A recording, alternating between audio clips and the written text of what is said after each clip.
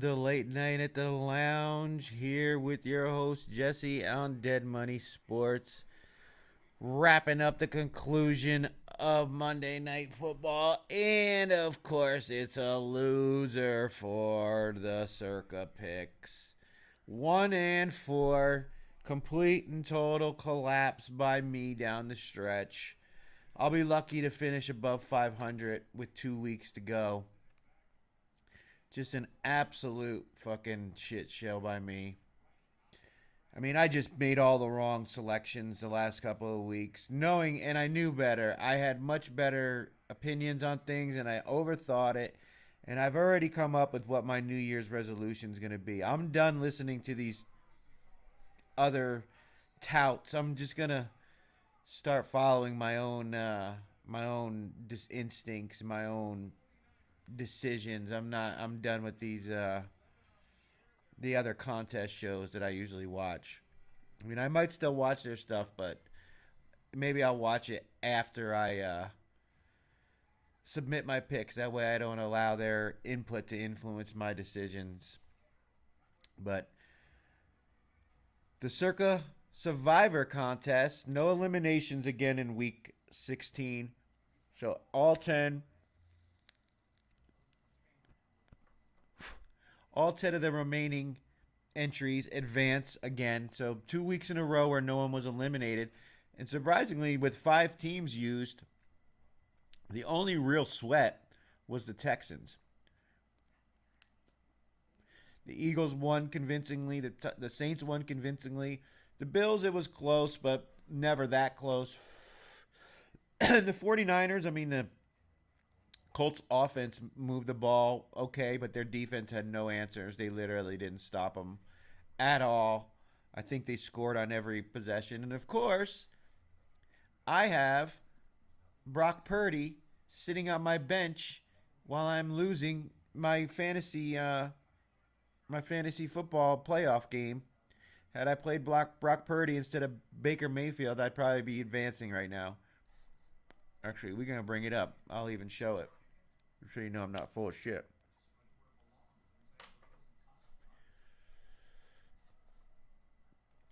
Look, I'm down by 9 points, or I'm down by 41 points, sorry.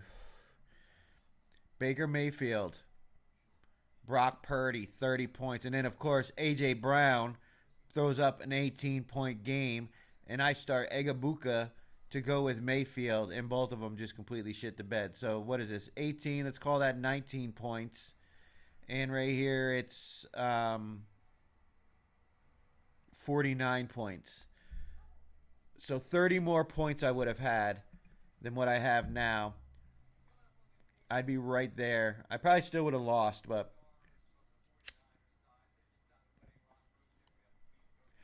my radar is just completely off. I think with everything I've been dealing with all year with the surgery and all the shit I had to have, I don't know. My mind just wasn't on it. I've been more focused on getting this shit taken care of. I had to have part of my, I haven't mentioned it, I had to have part of my intestine removed. And I've been living with this fucking ostomy bag since summer. It sucks. And I had to have heart surgery. I had stents put in my heart. I had a fucking heart attack during one of my medical procedures.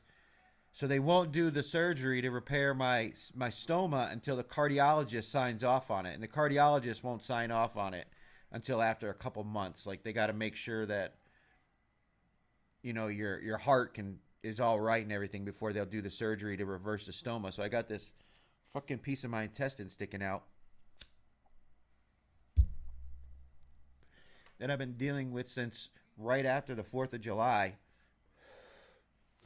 I can't wait to get it taken care of after the beginning of the year. I meet with the cardiologist and everything's said that's all good. I had to have a fucking barium enema. If you've ever had that, it absolutely sucks. I had that recently to make sure that my intestines weren't leaking because it ruptured. That's why I had to have it out.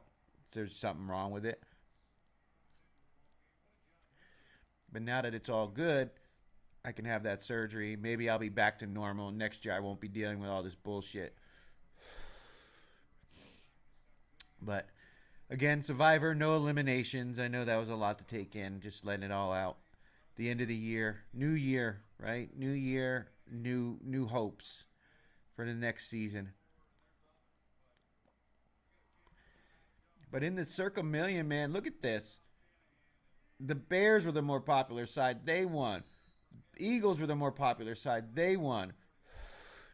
The Patriots is the more popular side. They won. Now, Broncos and Lions, they both lost. But the Saints won and covered. This was a push. The Panthers were the more popular side. They won and covered. The Titans were the more popular side. They won and covered. The Chargers were the more popular side. They won and covered. The Cardinals and Falcons. Falcons won that one. I'm mad at myself for not trusting and just going with my instincts. P.S. Falcons will probably lose this week. Then the Texans, they were the more popular side. They won the game, didn't cover the spread. But then both the Bengals and the 49ers now win and cover. So 1, 2, 3, 4, 5, 6, 7, 8, 9 teams. And even the Rams covered the spread. So 10 teams that were the popular pick in this week's selections all won and covered. Like I said on X, the public crushed it this week. The public absolutely crushed it. The 49ers were getting like 90% of the money and like 90% of the tickets. And I guarantee you there was all kinds of teasers and parlays tied in with this, because if you put a 6-point teaser on San Francisco, you would have went from being minus 5.5, 6 to being pick 'em, maybe even plus a point.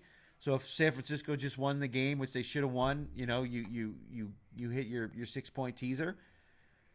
I guarantee you when they talk about it, the sports books got crushed this week.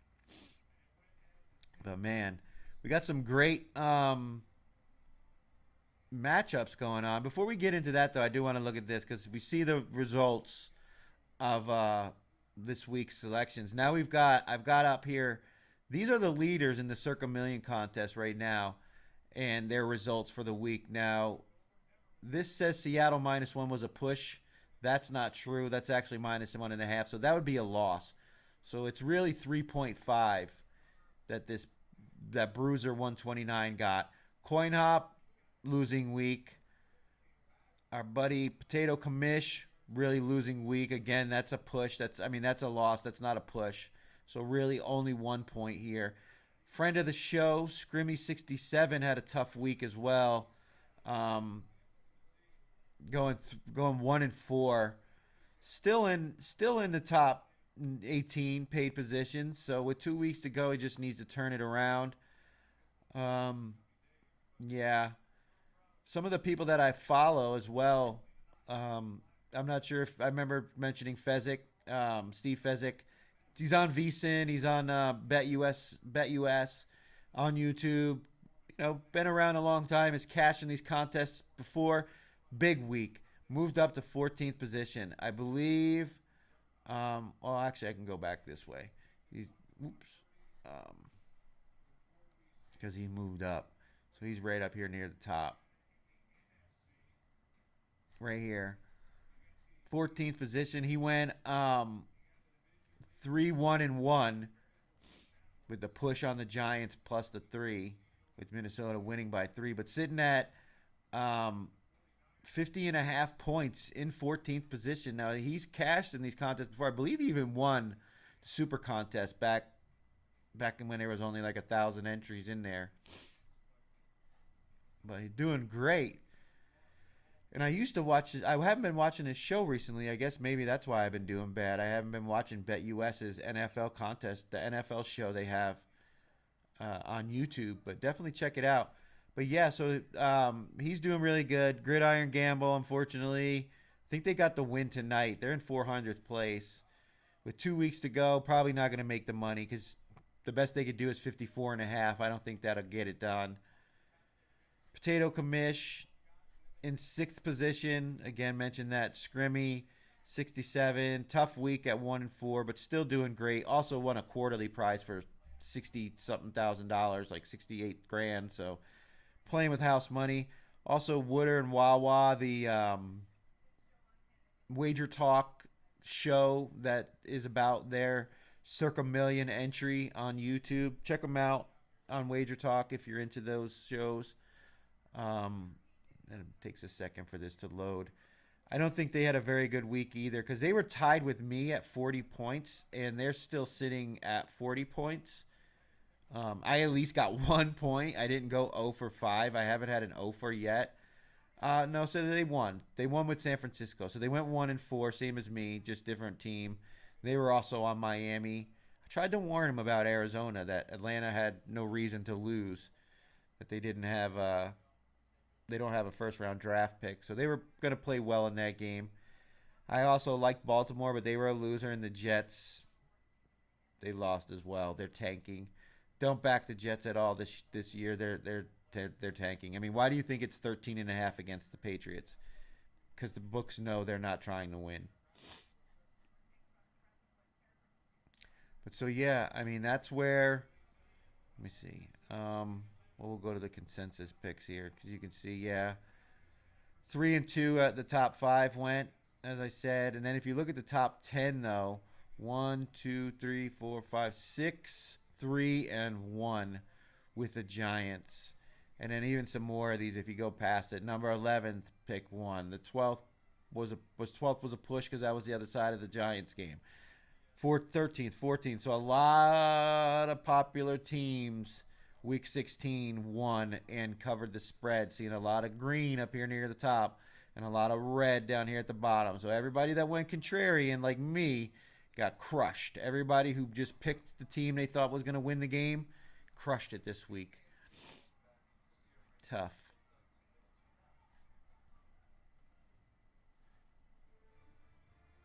But the NFL's playoff picture is starting to come a little more into focus. I don't think they've updated this yet because I believe San Francisco should now be 12-4. Yeah, they just haven't up. Let me.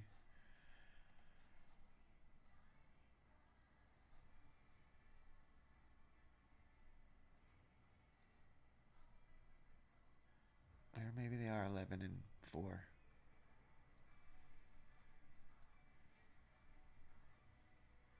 Yeah, that's right. They are 8-7 and now, and they're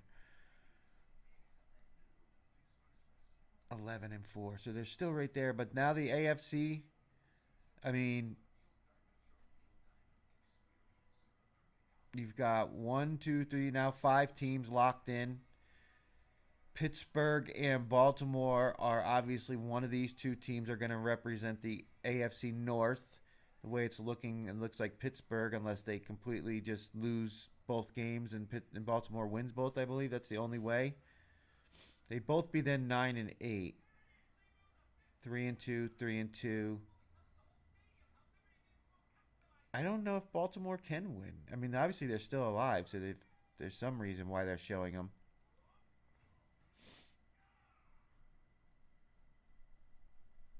And then I guess the Colts could catch Houston. They would both be 10-7, but I want to say Houston's got the better division record. Yeah, they're 4-1, 2-2. I don't know how that would work. I mean, Houston's got 2 division games remaining, I believe, and the Colts have 2. Okay, they play each other as well in week 18. So I guess there's a way where head-to-head the Colts could beat Houston and take the 7th spot away from them. Houston can obviously still catch Jacksonville because they're all just playoff teams. Nobody's locked in their division yet. Chargers could still catch the Broncos. Buffalo could still catch New England. And Houston could still catch the Jags. But for the most part, we're seeing who the playoff teams are going to be. Now it's just a matter of seeding in the AFC. Same thing with the NFC now. We've got 5 teams locked in. Philly's got the division. And the rest of these teams still have to figure out where they're going to be. And obviously, Tampa Bay or Carolina is going to be the representative from the NFC South. So there's only the one spot remaining between Green Bay and Detroit. And Detroit has to win their final two and have Green Bay lose their final two to even have a chance at catching them. But meanwhile, Green Bay could still catch the Bears, right, and move up for the NFC North Division title. And then San Francisco, with their win tonight, leapfrogs the 49ers because of their victory head to head. Still in contention for the number one seed and the NFC West title. So there's going to be some huge games, big implications for next week's game between Chicago and San Francisco, and then Week 18 versus Seattle.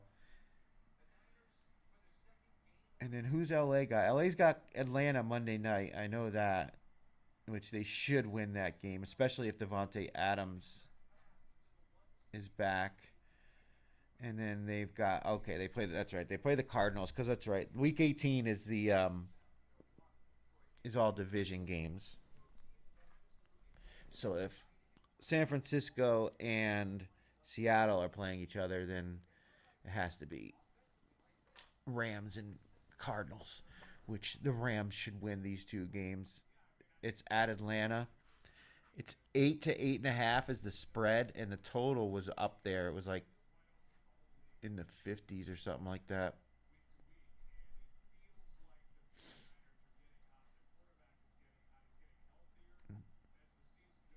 $49.5. So expecting a lot of points, and I think they're gonna. I think Stafford and the Rams are gonna be able to move the ball against the Falcons defense. They'll probably both score points.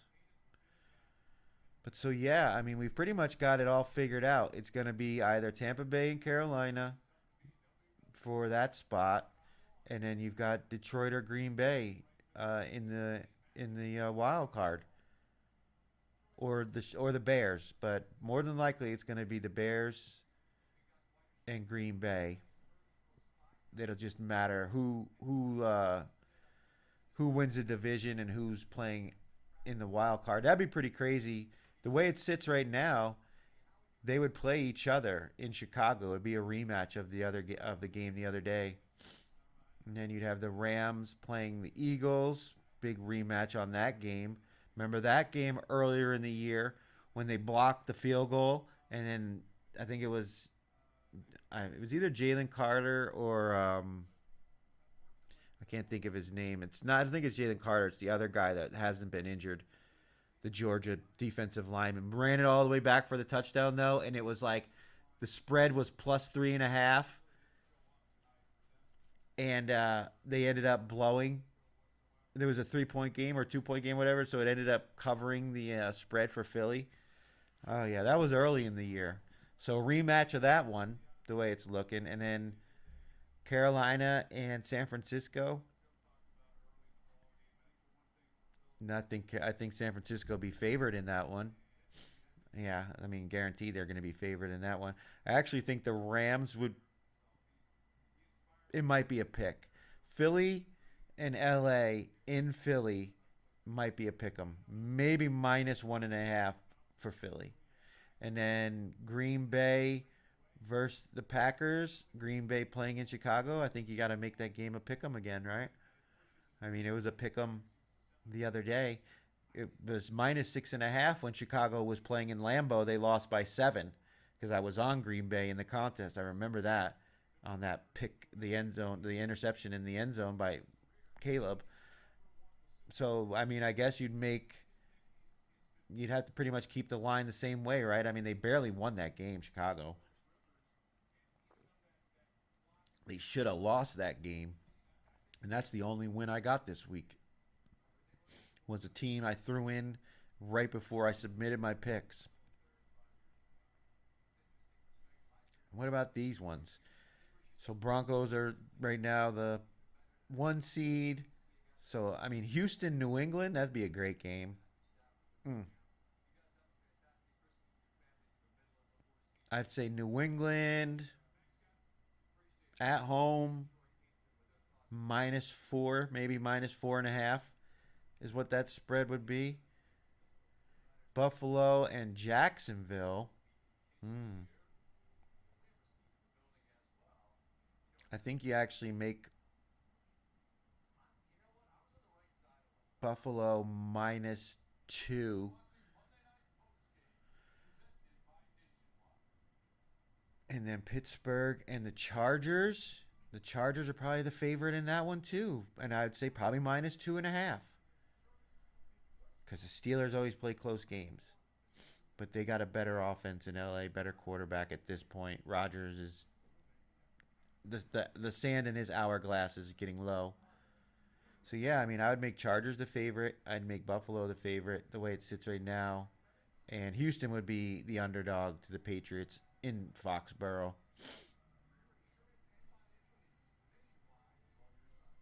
Obviously, all this is gonna. None of this is set in stone, though. We know that, but we've got some great games now. One of them's probably not as good anymore, but like this one, the Houston LA game, the Chargers game, that's big. Baltimore Green Bay, that's a big one. Baltimore has to win to stay alive, and really Green Bay needs to also. They're gonna know. Green Bay's gonna know what happened to Detroit on Thursday. I expect Detroit to win this one. I'd lay this. It's -6 with Detroit. I would lay the -6. I think they're gonna win this one. Um, to keep the pressure on Green Bay, but Green Bay's gonna know, and I believe if Detroit loses, then Green Bay can't be eliminated. They essentially lock it in. They'll know before they have to kick off whether or not they have to win that game, and I think that'll play into who's actually going to play. Will it be Jordan Love off the concussion? He got rocked. I didn't think it was a penalty, though. It was helmet to helmet, but if you watch that play, the defender for Chicago was coming in to hit him in the chest, and he obviously out of instinct ducked his face right down into where the helmet hit him right in his face. And I mean, I knew as soon as he got hit, he wasn't playing in that game. And there's a real possibility he doesn't play in this one. Will Lamar Jackson play? Lamar Jackson got hurt in their game and was out.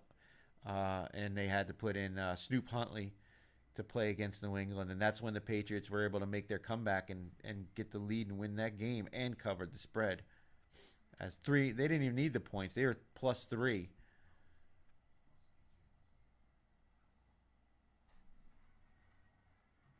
And then Arizona, Cincinnati, who cares? Pittsburgh, Cleveland.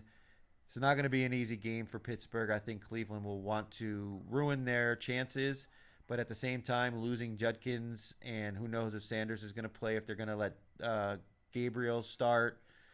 I think they're really just concerned about getting Myles Garrett his sack record. Um, but it's 4. It's -4. But I like Pittsburgh to win that game. Who cares about New Orleans and Tennessee? Jacksonville and Indianapolis, this game really got a lot less significant.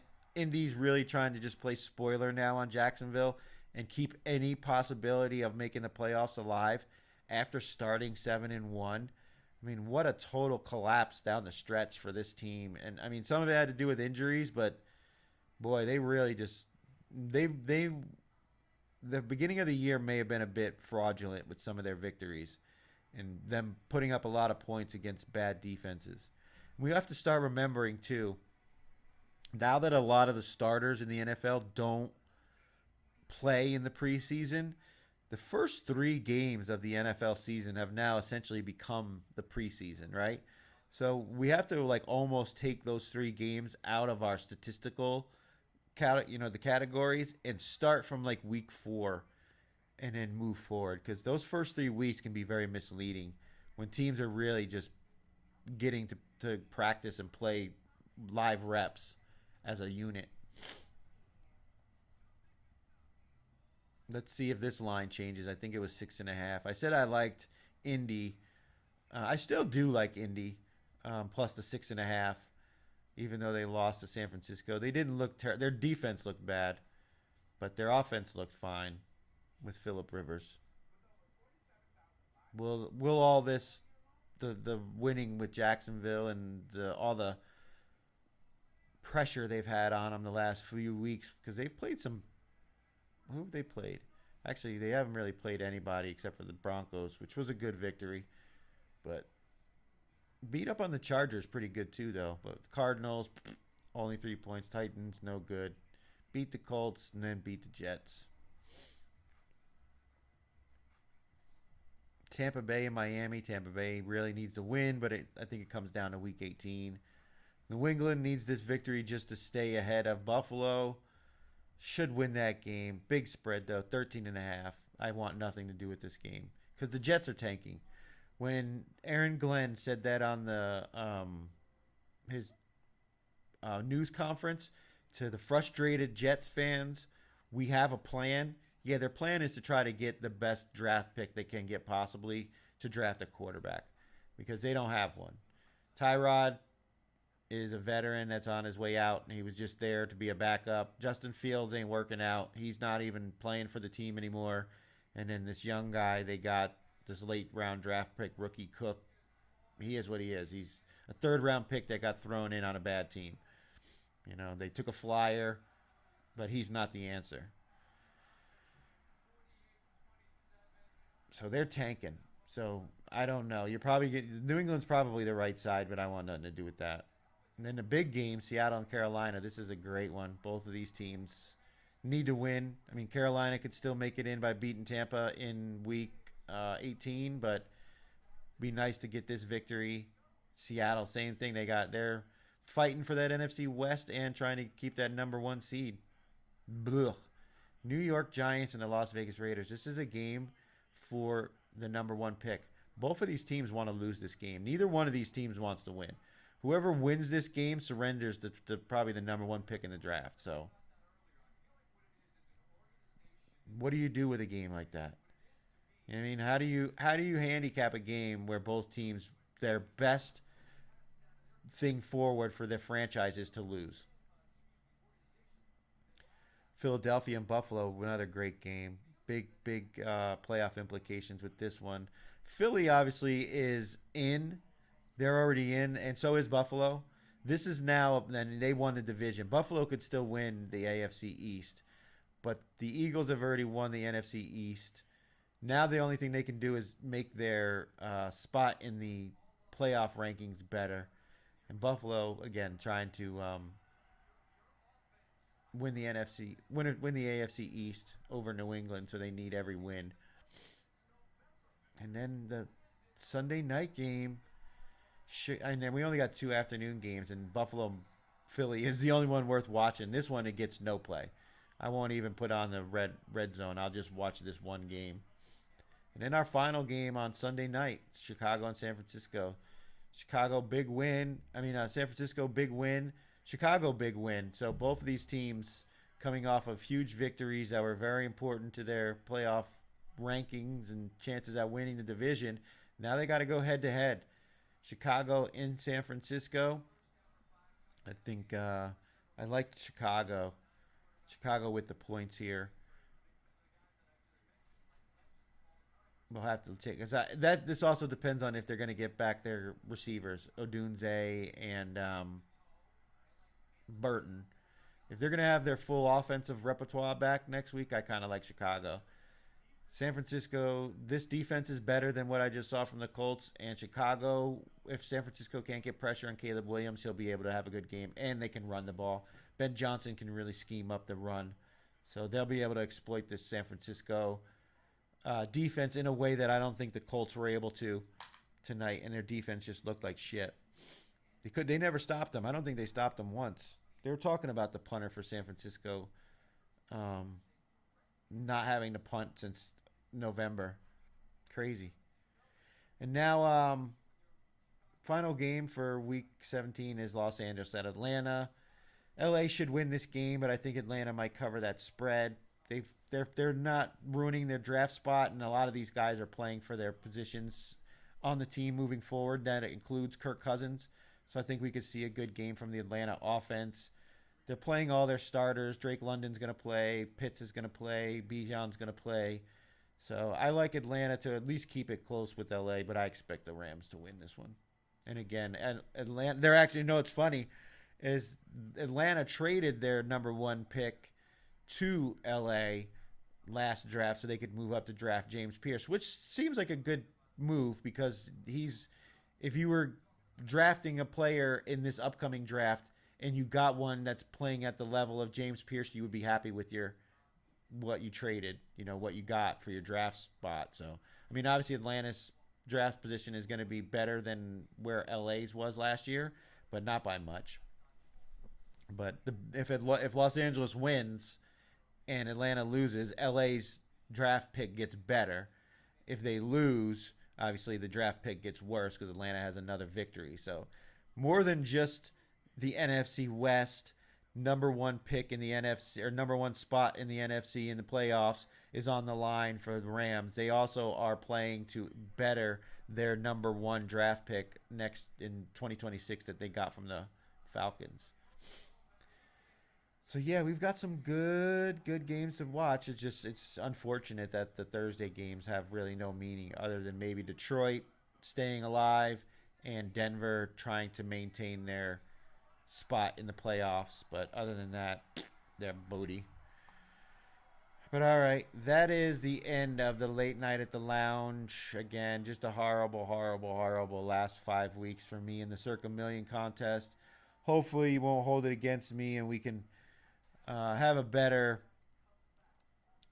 season next year. And we're going to keep the show going all the way through the rest of the season. The early line show is up and available here on Dead Money Sports. Hit that subscribe button, hit that like button and the notification bell. And we're also going to have our show going into the playoffs. I know I haven't been very good with my Circa picks the last few weeks, but overall I'm still up. I'm still 41-39. Like now we would have broken even. We'd have made no money at this point because the 2 wins minus the juice, you know what I mean? It's like you're essentially break even at this point. You gotta be 52.4%, right, at minus 110. So we're essentially right there. But boy, I really let it down this year. It's unfortunate. We had an opportunity to cash, and it doesn't look like it's going to happen. But all right, we're going to end the live stream here. Already talked about the early lines are available. We'll have the show on Thursday during the Broncos Chiefs game for the Circa line release. Although the lines will be out early, maybe it depends. I'm not using any of those games, I don't think, so I'm not too worried about that. And then the selection show will be on Saturday, where we'll be discussing that and sweating out our bets for that game as well. But all right, everyone. Thank you for watching. Thank you for joining me all season. It's been great. Sorry we couldn't cash in the contest this year. Maybe we'll do it again next year.